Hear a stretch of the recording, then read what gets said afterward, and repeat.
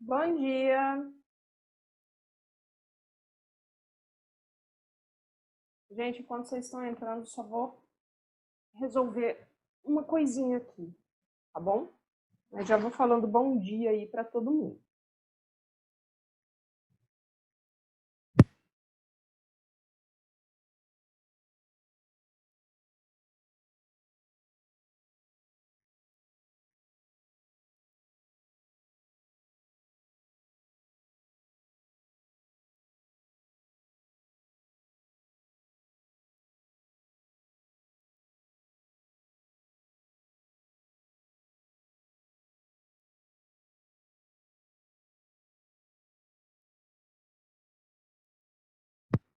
Pronto, voltei. Acho que agora fica melhor. Pelo menos em termos de ventilação. Como vocês estão da semana passada para cá? É, tô bem. Tá bem? É, Estamos indo, Matheus? é. Tô preocupado é com o simulado lá da Geek. Ué, por quê? O que que houve? Não, é porque não mostra a nota na hora. Aí eu fico na dúvida quanto que eu tirei. Tá certo. Então, até bom você citar isso, porque eu quero começar a aula hoje de uma maneira um pouco diferente.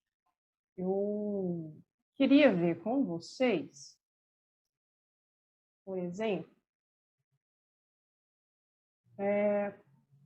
uma possibilidade da gente começar corrigindo a nossa prova aqui e discutir como foi esse bimestre para vocês em mundo do trabalho.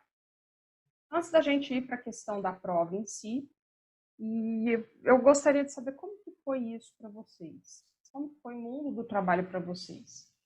Nesse bimestre em relação ao bimestre passado. Não só em termos de conteúdo, porém também em termos do processo que a gente está vivendo dentro de casa, que é o aprendizado de forma remota. Tá? E nessa avaliação, se vocês puderem me dar um retorno, né, um feedback, é em relação à maneira como foram passados os materiais, os conteúdos, desenvolvimento das habilidades que a gente foi testando, né, um caminho, se ficou melhor ou se ficou pior que o semestre passado. Mais ou menos isso que eu gostaria de ter um retorno hoje.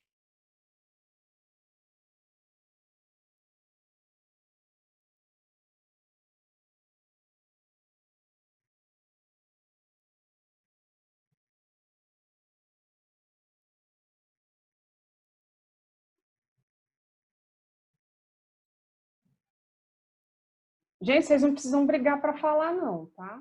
Eu vou deixar todo mundo falar. E, professor, eu não falo nada porque no segundo bimestre eu não fiz nada também. Então não Mas, tem muito o que comparar, né? tá, então fala desse bimestre, Matheus. Como foi para você? Ah, tá de boa. Tranquilo, do jeito que a gente É. foi trabalhando? Uhum. Ah, tudo bem.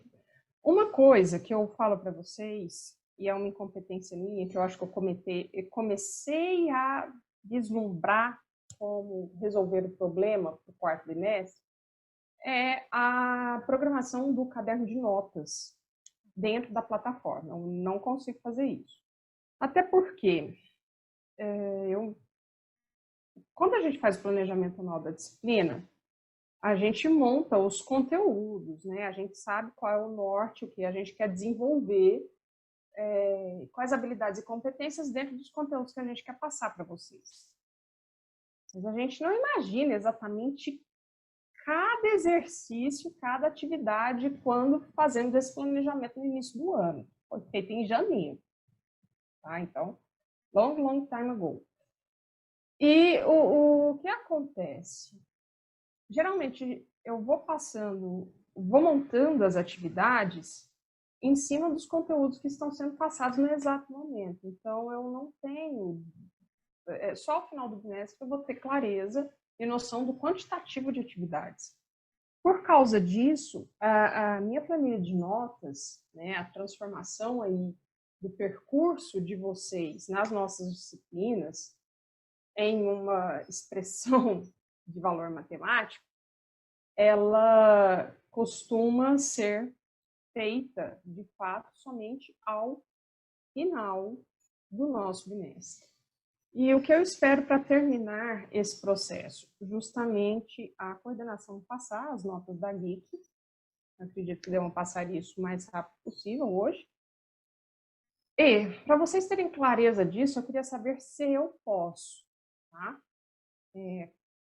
Colocar essas tabelas em PDF fechadas. Ó, o terceiro bimestre foi isso. Pá, para cada um, para cada turno, para vocês verem o que vocês erraram, acertaram, o que vocês fizeram, não fizeram, e como isso se converteu em uma nota. Porém, é uma coisa legal, porém, não é uma coisa que dá para fazer individual, tipo, eu mandar no privado de cada um todo o percurso, porque está numa tabela. Eu quero saber se vocês concordam em eu colocar a tabela do primeiro 3 na aba de comunicação do primeiro 3, a tabela do primeiro 4 na aba de comunicação do primeiro 4, a tabela do primeiro 5 na tabela na aba de comunicação do primeiro 5. Beatriz, o sim é sim, posso fazer isso? Ou para repetir a pergunta? Ah, tá. Beleza. Então a gente tem um voto para sim aí. Não, por mim tudo bem também. Tá. Pô, assim, né, às vezes pode não ser muito legal, porque o pessoal pensa, né, fica aquela comparação chata, tal, não sei o quê. Mas cada tabela vai dentro para cada sala, então são os colegas que estão vendo. Se por um acaso a nota da Vanessa, né, o processo da Vanessa, o percurso da Vanessa, que é do primeiro 4, passa, a Tauane, que é do primeiro 5, fica sabendo, é porque alguém que é do primeiro 4 contou para a Tauane, tá? Mas não vou ser eu que vou dar esse spoiler aí das notas entre turmas. Então, a gente precisa ter uma consciência também na distribuição desses dados e na maneira como a gente passa eles adiante. Combinado?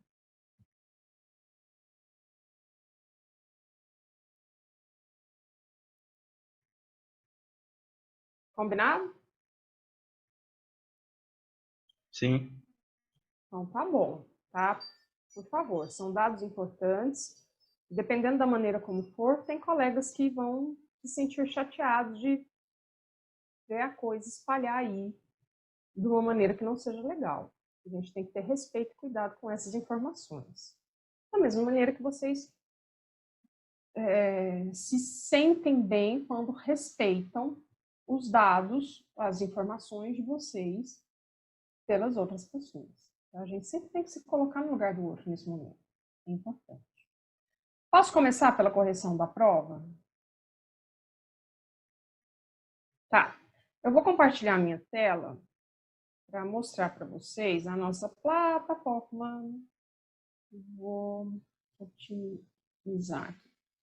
A plataforma está na minha versão Rejane Professora. Então, por quê? Se eu estiver na minha versão aluno, eu não consigo acessar a prova porque já passou o período. Tá? Vamos lá. Eu não vou... Fala, Matheus, pode falar. Aquele negócio lá do Kahoot, ficou. Eu tinha colocado Matheus 1-4. Eu tinha esquecido que tinha outros 3 Matheus na minha sala. Você, Matheus! É, Para anotar essa informação, acho que eu vou ter que pegar uma caneta, porque eu deixei ela longe de mim aqui. Peraí. aí se você quiser que eu prove, tem o histórico aqui do Kahoot. Ai, nossa. Não precisa provar, mas eu acho que eu falei disso em alguma aula, dessa questão dos Mateus, né? Foi. Foi... Matheus. Agora você salvou a pátria, a sua, principalmente, tá? Porque eu não tinha a menor Amém. ideia para quem que eu... Pô, mas eu tô em todas as aulas, professor. Pois é, não, sim, mas é no Kahoot, né? Eu não sabia para quem que eu passava as notas. Como estava lá só Mateus primeiro 4, eu não sabia para quem que eu jogava os pontos. É só isso.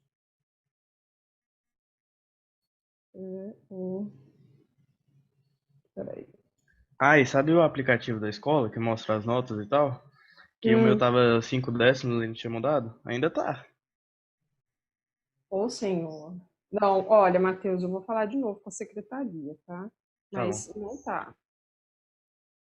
Não é sua nota real, é 6,5 mesmo, aquilo que eu tinha falado, tá? Aham. Eu acho que vai ser bom colocar a tabela,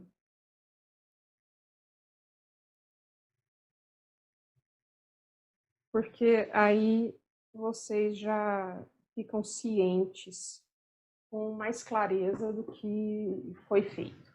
Então, bom você ter me falado isso hoje, viu? Porque eu faço essa repescagem nos Kahoots do primeiro 4 e computo essa nota para você. Olha só, vamos aqui para as questões. Eu não vou acionar nenhuma opção certa ou errada. Eu vou ler as questões com vocês. Vejam para mim se vocês conseguem ler a minha tela. Sim. Ou ela aparece borrada. Pra mim tá de boa. Tá de boa? Tá bom. Assim, fazer uma prova dentro do processo remoto que a gente está vivendo, ela adquire um outro patamar, né? Assim, se foge um pouco daquela questão do controle, de não se utilizar nenhum material para realizar. E talvez seja uma maneira da gente repensar o próprio processo de avaliação, tá? Não só o processo de avaliação como o processo de aferição do conhecimento, como o que você conseguiu guardar e reter no teu cérebro, mas, principalmente nesse caso do remoto, se você, enquanto estudante, conseguiu reter o processo de onde, como pesquisar e verificar as fontes de pesquisa que você tem para chegar na informação. Vocês estão entendendo o ponto que eu quero dizer? Sim ou não? Não. Tá. Eu vou fazer melhor. Dentro da sala de aula, vocês podem usar livro? Vocês podem usar celular na hora da Durante a prova? prova? Durante Não. a prova. Nem pensar, né? Isso gera cola, zero, choro e ranger de dentes. Vai todo mundo parar na coordenação, é aquele PT. No remoto, eu tô aí para ver se vocês estão usando material ou não. Espero que não, né? Espero que não, porque se tiver Rejane se materializando assim, a coisa Aí vai pode ficar chamar a meio... polícia, hein? Aí a coisa não rola, né? Eu, assim, me materializar em várias casas ao mesmo tempo durante a semana para ver se você está lá fazendo só você e seu cérebro. Tem como fazer isso? Não, não tem. Tem como eu ficar louca da vida achando que vocês estão olhando material num momento que não é para olhar? Também não. Mas, nesse sentido, e aí eu sei que teve, eu sei que tem, eu sei que vai ter. Na hora que você está fazendo uma prova em que foi dado 5 horas para você responder essas questões, você vai olhar o material. Entendeu? Não vamos ser inocentes assim. Tem gente que não olhou, mas eu sei que tem gente que olhou. Tem gente que fez prova em grupo. por WhatsApp, tá? Isso vai invalidar o processo? Não. Mas é a gente pensar a questão dessa avaliação de uma outra maneira. Como vocês estão indo atrás da informação de maneira correta? Onde vocês estão pesquisando, onde vocês estão buscando conhecimento e como vocês fazem esse processo de pesquisa. Deu para entender agora, Matheus? Agora deu. Agora deu. Falei mais claro, né? Tem horas que a região é muito acadêmica, baixa, e aí dá um problema. Então, é nesse aspecto que eu quero que vocês comecem a encarar nossas provas. Porque uma coisa que eu sempre falei, inclusive no presencial para vocês, é da importância das fontes que vocês buscam. Entende? Não é só da informação, mas qual é a qualidade da informação? Qual é a fonte que você tem? Porque, assim, muitos de vocês, isso é normal, natural, da idade, poucos se dão esse estalo, né? Muitos de vocês usam o Deus Google à torta e à direita, e adulto também usa bastante, tá? Não vamos sair dessa, não. Usam o Deus Google para perguntar qualquer coisa. E muitas vezes vocês vão lá no primeiro link que aparece. Como se, não, apareceu no Google, é isso. No Google tem um monte de coisa. Tá? E aí uma coisa que eu sempre peguei no pé de todos. Gente, informação da internet é sempre válida? Não. Tem muita coisa bacana? Tem. Mas eu tenho que separar o joio do trigo. Tá? Essa é a primeira coisa. Segunda coisa, vocês só têm a internet como fonte de busca? Não, tem outros materiais. Né? Tem os livros, tem as apostilas, tem livros de outros anos, tem livros que não estão relacionados diretamente à matéria, mas que tocam os conteúdos. Então, tem todo um outro processo que também ajuda a buscar informações. E que são fontes, que são outros tipos de fontes que também podem ser confiáveis ou não. Tá? Então, dentro desse processo avaliativo, é para isso que eu quero que vocês olhem, para onde vocês estão buscando a informação. Por quê?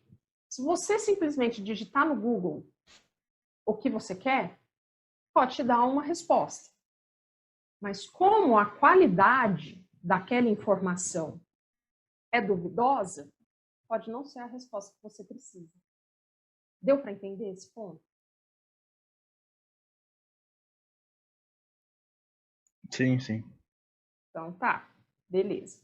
Para aquelas pessoas que usaram os PDFs, que eu fiz com tanto carinho, com tanto amor, os vídeos e tudo mais, beleza. Eu também, vocês vão ver ao final dos PDFs e dos vídeos que eu também utilizo bibliografia. Isso não sai da minha cabeça. Conhecimento tem vários. Agora, para que a gente molda esse conhecimento e com qual finalidade?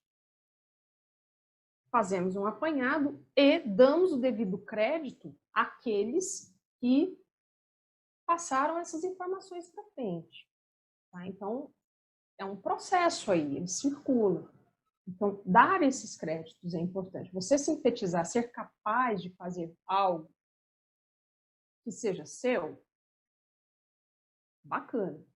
Mas lembra que nada surgiu do nada. Então, dê também o crédito às pessoas que auxiliaram você, mesmo que indiretamente, a fazer o material, a passar o conhecimento, a fazer um produto que vai mudar, de alguma maneira, a vida das pessoas, tá? Mesmo que você, às vezes, não saiba disso.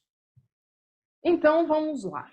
A primeira questão aqui, eu acho que vocês já repararam também nas nossas provas que não só as questões, elas são em ordens aleatórias, como também as alternativas dentro das questões. Ou seja, a número 1 da Vanessa pode não ser a número 1 do Matheus. E a letra A da 2 da Gabriela pode não ser a mesma letra A da 2 do Matheus. Desculpa, Matheus, vou te usar de novo. Ou do Lucas, tá? Que está aí na aula também. Então, vamos lá. Nessa pergunta aqui, por isso que é importante vocês estarem com papel e caneta, tá? Anotando os enunciados e a alternativa correta, que eu vou focar nela, para a gente não perder muito tempo. Essa questão é sobre a Selic, né? Então, vamos lá. No enunciado, eu dou para vocês para que é utilizada a Selic, usada para calcular os juros das operações de créditos entre bancos.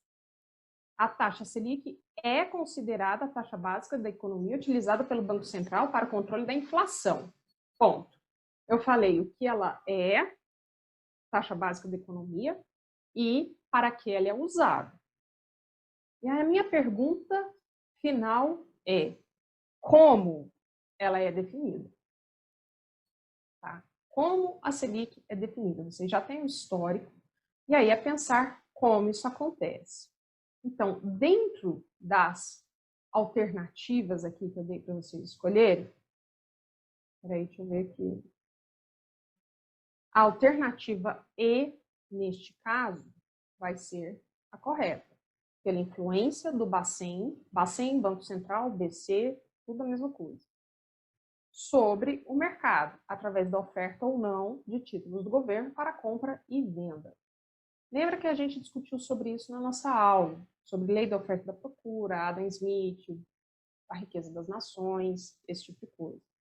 Então, a Selic, ela é definida dessa maneira e, se você for esperto para averiguar isso na fonte, qual fonte foi confiável, você conseguiu chegar aqui na nossa resposta correta. Posso passar para a próxima?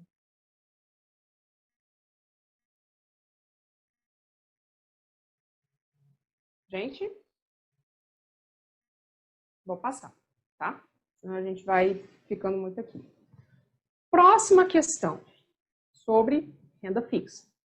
Então, o enunciado é: no mercado financeiro, renda fixa significa o empréstimo que fazemos aos conglomerados financeiros ou ao governo federal por certo período de tempo e que, após o término do contrato, nos são devolvidos com juros. Então, eu já falei para vocês o que é renda fixa. Vamos lá. Os investimentos em renda fixa são considerados de baixíssimo risco e proporcionam melhor retorno financeiro que a poupança, ou seja, já dei uma segunda característica. Por quê? Aí vem a pergunta, esse é o comando da questão. Por que é importante termos conhecimento dos indicadores econômicos atualizados para investir em renda fixa? Ou seja, aqui eu estou articulando conhecimentos de aulas distintas, tá? O que eu falei para vocês em indicadores, seja eles indicadores do IBGE, da FGV ou indicadores econômicos mundiais, e a nossa aula de renda fixa. Lembrando que isso, né, principalmente para quem fez o simulador de investimentos, para quem foi para o Tesouro Direto, vai conseguir matar a resposta de cara, porque isso é uma coisa que está no nosso dia a dia, está no nosso cotidiano, principalmente em quem está começando a investir. Por quê? Peraí, deixa eu ver. Aqui, achei. É a última resposta também falhou aqui. Por quê? Em vários deles, em vários dos investimentos de renda fixa, os juros pagos ao investidor estão atrelados ao IPCA e à taxa Selic. Tá? Então, para você saber se essa renda que você está entrando vai ser bacana ou não, você precisa ver, está pagando abaixo ou acima, ou empatando IPCA? Está pagando embaixo, acima ou empatando a Selic? Qual é a maior rentabilidade? Se não se tem noção disso, você pode perder dinheiro. Tá? Vocês percebem essa articulação? Assim, como eu estou dividindo tela, eu não estou vendo vocês. Vocês abram um áudio, conversem comigo para a gente conseguir melhorar esses aspectos. Tá bom? Por favor, ajuda.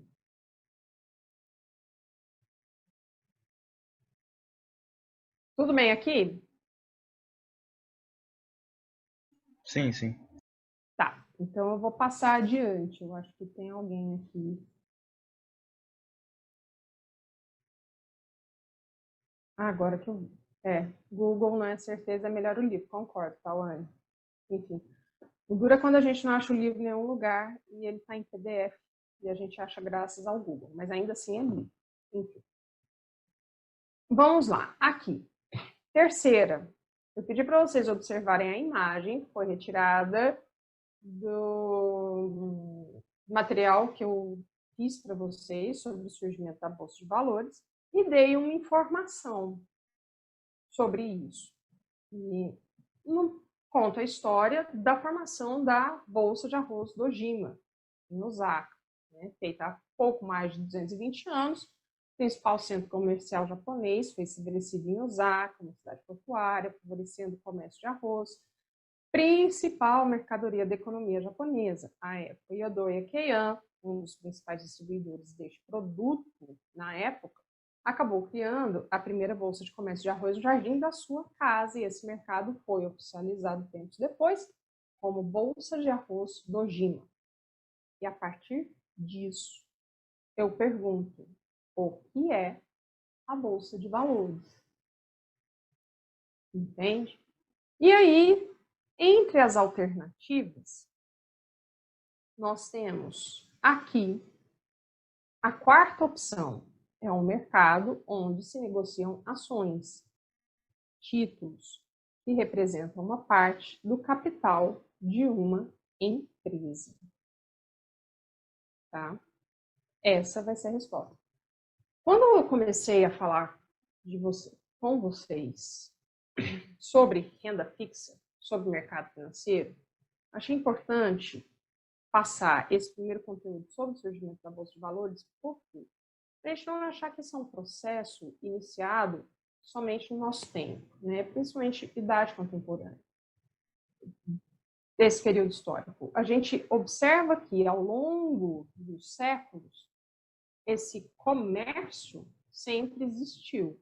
Existem maneiras de se fazer isso, de se atrelar um valor a um produto e de se fazer essas trocas comerciais em determinados locais específicos.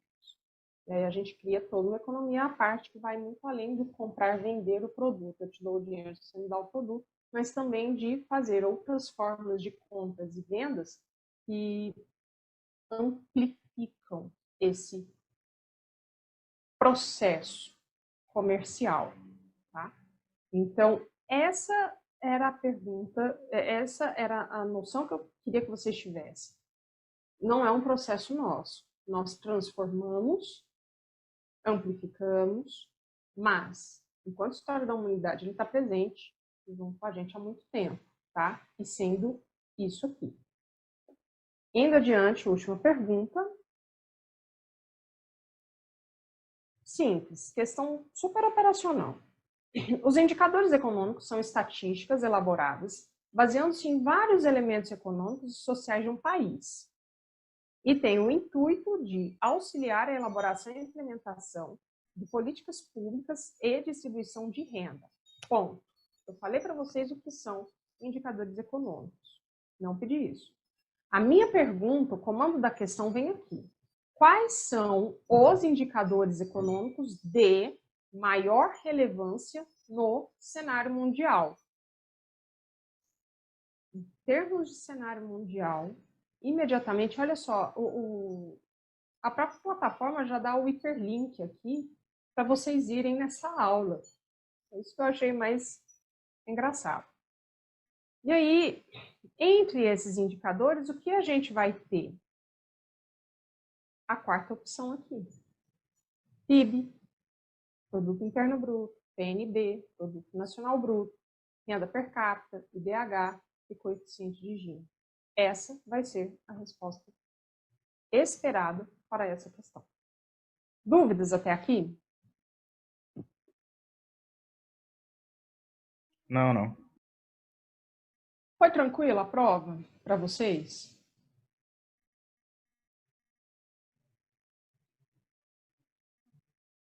O que vocês acharam dela?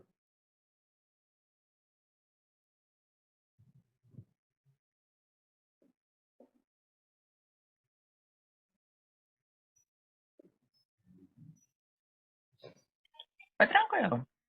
Foi tranquilo? Então Foi. tá. Era Não, só, e também, era só ir olhando pelos slides que você passava e se também não tivesse, olhava nas videoaulas. você Até quando eu ia entendeu? fazer, até quando eu ia fazer os seus Kahoot, eu olhava seus PDF. Sempre olhava seus PDF. E isso é legal, porque a gente está usando, não se trata mais agora, e aí a gente, de novo, aquilo que eu falei no começo da aula. A gente tem que olhar a avaliação de outra forma. Como eu consigo ir atrás da informação? Qual é a qualidade da informação que me chega? E quais são as minhas fontes? Entendeu? Então, Anderson, não sei fazer coraçãozinho direito, mas é isso aí. Show de bola. Olha só, eu quero iniciar o conteúdo do quarto trimestre. A gente vai falar agora de renda variável, principalmente do mercado de ações. E eu quero dividir a videoaula com vocês, que eu já deixei montada, tá bom? E vou dividir a videoaula. Eu deixei já na aba de avaliações os exercícios referentes a essa videoaula, que eu quero que vocês façam, porque a gente vai terminar meio assim, aos 45 do segundo tempo, essa explicação. Eu quero que vocês olhem as questões. Ela não tem tempo limite, vocês só podem ter uma tentativa de resposta, ok? Mas eu quero que vocês olhem, analisem e percebam as alternativas. Não precisa responder, mas eu quero que vocês naveguem nas questões e reflitam sobre elas, porque na próxima aula a gente vai começar analisando as questões que eu deixei e a gente vai destrinchando a partir dessas questões. Claro que eu não vou dar a resposta, né? Mas a partir das questões a gente vai pegando dúvidas que ficou nessa explicação e debatendo um pouco mais sobre esse conteúdo. Pode ser?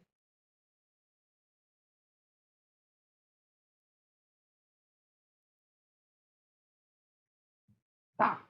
Então, vou dividir o vídeo com vocês agora. Presta atenção aí. Oi, gente. Tudo bem com vocês?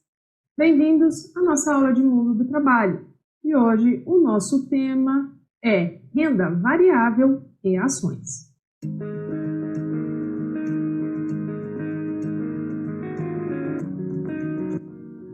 Para se tornarem ou continuarem a ser competitivas em mercados cada vez mais acirrados, as empresas buscam captar recursos para seus investimentos e se tornarem mais competitivas. Elas fazem isso de algumas maneiras, captando de maneira interna, ou seja, através do reinvestimento de sócios no próprio negócio, aumentando suas porcentagens de participação na sociedade e nos lucros da empresa, pedindo empréstimos e financiamentos a bancos, angariando acionistas através da emissão de ações, debêntures ou outros títulos que permitem realizar esta captação de recursos necessários e cujo investimento retorna ao acionista depois de determinado tempo, seja como valorização destes títulos, seja com o pagamento de dividendos ou com ambos. No caso das ações, elas proporcionam parte dos lucros como dividendos para os acionistas, além da valorização do papel. Já as debêntures rendem juros e correções monetárias que retornam ao investidor. Estes, porém, não são os únicos títulos ofertados por essas empresas. O mercado de capitais também pode ser chamado de mercado de valores mobiliários. E essas e outras negociações ocorrem dentro da Bolsa de Valores. A Bolsa é um espaço pensado para negociações entre investidores e empresas, investidores e governo, no caso de ofertas de títulos públicos, e investidores entre si, pois o investidor de determinada empresa pode querer vender seu título a preço de mercado para outros investidores que ainda não têm o papel, ou não adquiriram diretamente da empresa no momento da oferta pública inicial, caracterizando aí a formação de um mercado primário e de um mercado secundário. Para participar do mercado, é necessário ter uma conta em uma corretora, também chamada de broker, ou em um banco. Também é preciso lembrar-se, sempre, de que investir em mercado de capitais envolve riscos. Portanto, é necessário estudar a solidez da empresa e o cenário econômico antes de investir. Cuidado também com contos do vigário, ou seja, verifique a credibilidade da corretora na qual está colocando o seu dinheiro, pois ela não só vai administrar o que você investe e o que cai de dividendos na sua conta, como também vai ter custódia dos papéis que você tem. Os títulos mais comuns negociados são ações, debêntures, cotas de fundos de ação, fundos de renda fixa, cotas de fundos imobiliários. A renda variável é um grupo de investimentos cujos rendimentos não têm um prazo específico para retorno aos investidores. A expectativa nesse tipo de investimento é que o retorno venha no longo prazo, depois de deixar seu dinheiro investido nestes papéis em um período de tempo significativo. Dentro deste grupo encontram-se ações, fundos imobiliários, ETFs, opções, commodities, moedas e metais preciosos. ETFs são fundos que replicam o desempenho de índices de mercado e que são negociados em bolsa de valores como se fossem papéis de uma empresa. Já as commodities designam mercadorias que são produtos básicos e que funcionam como matérias-primas para outros produtos. Suas características são produção em larga escala, capacidade de ser estocada, pouca industrialização e alto nível de comercialização, além de ter padrões de qualidade mundiais. Existem 4 grupos básicos de commodities: as agrícolas, que compõem, por exemplo, soja, café, laranja, milho, trigo, açúcar e algodão; minerais, que têm elementos, entre seus elementos componentes, petróleo, gás natural, etanol, ouro; ambientais, que têm componentes como madeira, água, geração de energia; e financeiras, dólar, euro, real, títulos do Tesouro Direto. O Brasil se destaca na produção de commodities agrícolas como café, soja, milho, cacau e laranja, mas também é um grande produtor de petróleo, minério de ferro e carnes, chamada por aqui de boi gordo. Para negociar estes produtos, é necessário ter conta aberta em corretoras. Sempre escolha uma corretora credenciada e supervisionada pelos órgãos brasileiros competentes para este fim. A ação é a menor parte da empresa que é negociada na Bolsa de Valores para captação de recursos por ela. Isso é feito para que aumente os seus investimentos e, portanto, seu espaço dentro do nicho de mercado que ela ocupa. Os recursos são captados através da venda de papéis, que são títulos emitidos por cada empresa e que possuem determinada porcentagem do valor de mercado deste negócio. Estes títulos são oferecidos em ofertas públicas iniciais, que são os famosos IPOs. Os compradores destes títulos se tornam investidores e sócios dessas empresas, que nem sempre significa que estes sócios têm poder de decisão nos rumos que elas tomam, principalmente quando falamos de investidores pequenos. Na maioria das vezes, estes investidores estão interessados em 2 possibilidades. A primeira é que o lucro da empresa seja distribuído regularmente entre os sócios, ou seja, que elas paguem os dividendos referentes ao investimento feito por cada indivíduo. A segunda possibilidade é revender a ação comprada por um valor mais caro a um terceiro investidor. Para isso, ambos os tipos de investidor esperam que a empresa prospere, óbvio. E aqui vai um dado muito importante. O mercado financeiro, na realidade, ele vai trabalhar com expectativas e nem sempre com a realidade das coisas. a expectativa que se tem sobre algo é, muitas vezes, a maioria das vezes, precificada e vendida através dos títulos para o bem ou para o mal. E tudo afeta essa precificação. A realidade econômica da empresa, o administrador, que é o CEO, o tomador de decisões desta empresa, o nicho de mercado que ela está inserida, o histórico de crescimento do setor, seja ele regional, nacional ou mundial, o cenário macroeconômico na qual essa empresa está inserida e, inclusive, o cenário político. Existem 3 tipos básicos de ações negociadas na Bolsa. As ações ordinárias, nominativas, tipo ON, as preferenciais, tipo PN, e as units. Qual é a diferença entre elas? As ações ON, ou ordinárias, são as ações representadas pelo dígito 3 no final de cada código. Elas garantem direito de voto ao acionista em assembleias da empresa. Para o investidor pequeno, porém, este direito acaba sendo bastante limitado, pois seu voto pode se tornar insignificante comparado aos dos grandes investidores. Mesmo sendo um acionista com direito a voto, quem possui ações ordinárias não é responsável pelas dívidas da empresa. Caso o investidor possua ações ON de uma empresa e esta é comprada por outra, a companhia que está comprando a parte pertencente ao bloco controlador é obrigada a fazer uma oferta pública de aquisição das ações ordinárias pertencentes aos minoritários de, no mínimo, 80% do valor pago pela aquisição das ações do grupo controlador.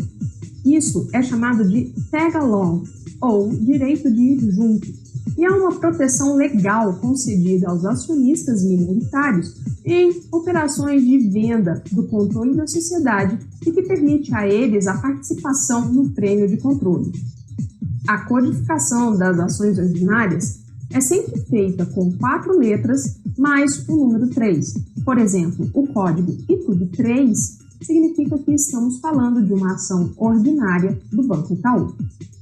Já as ações PN, ou preferenciais, são as ações representadas pelos dígitos 4, 5, 6, 7 ou 8.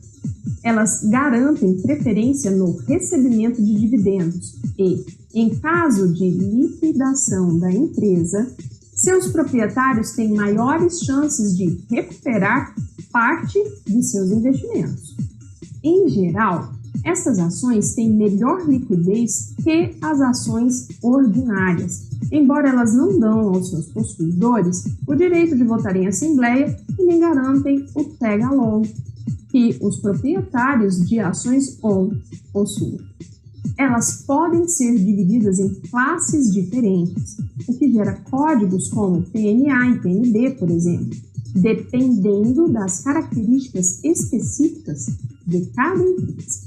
Além disso, caso a empresa não pague dividendos por 3 anos consecutivos, os detentores deste tipo de ação passam a ter direito a voto nas assembleias. A codificação das ações preferenciais geralmente tem 4 letras e um dos números indicados.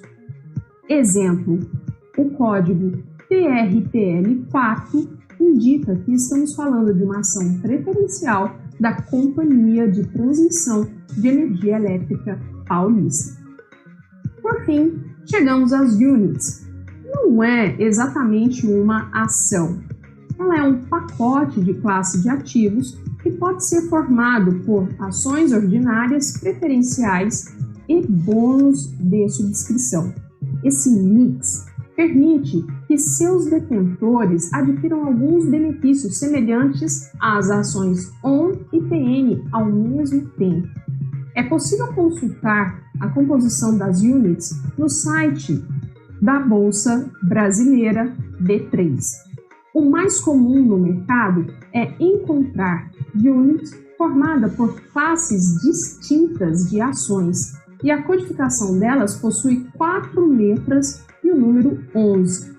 Por exemplo, o código SAMB11 significa que estamos falando de uma unit do Banco Santander Brasil. Qual é o melhor tipo de ação? Depende da estratégia de cada investidor. Tem investidores que compram visando dividendos e mantêm esses ativos selecionados por anos a fio em suas carteiras. Já existem investidores que compram quando o preço está baixo e vendem quando existe uma valorização, ou vice-versa, em operações que podem durar algumas semanas. E já existem investidores que compram e vendem, ou ao contrário, no mesmo dia. Estas duas últimas possibilidades caracterizam as ações de swing trade e day trade, respectivamente.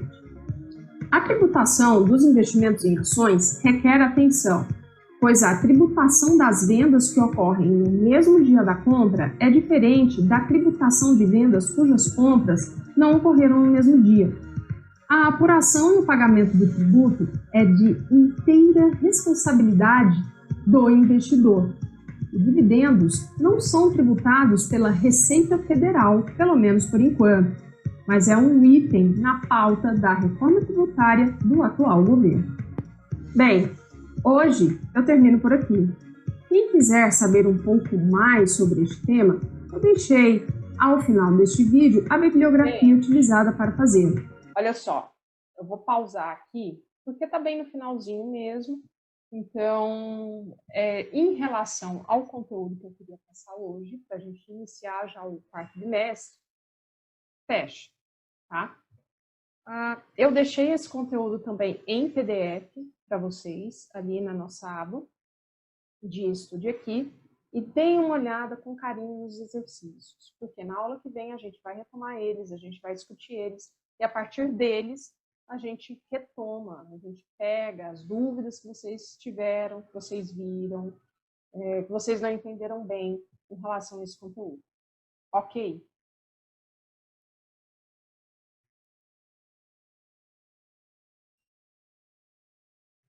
Então tá.